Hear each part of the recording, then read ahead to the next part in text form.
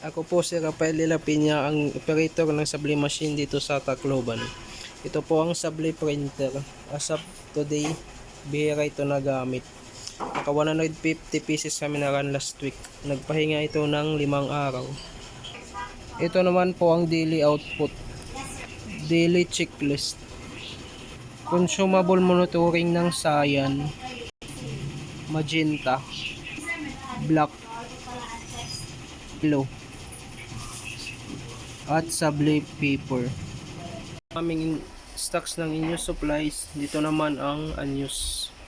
Updated ang reports as of kahapon.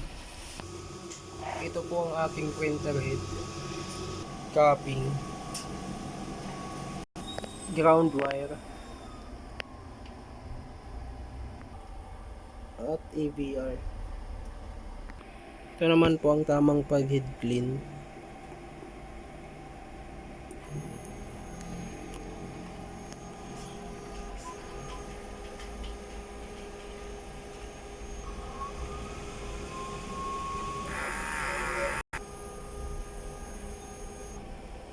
After head clean, linisin ang wiper at cupping.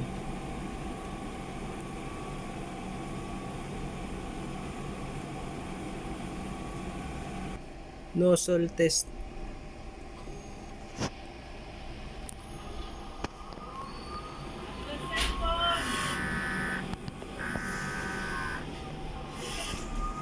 Okay naman po. Andito naman po ang aming ink tank area. Gas disposal lang ng ay ng Lonis. Linis ko yung printer everyday. Thank you.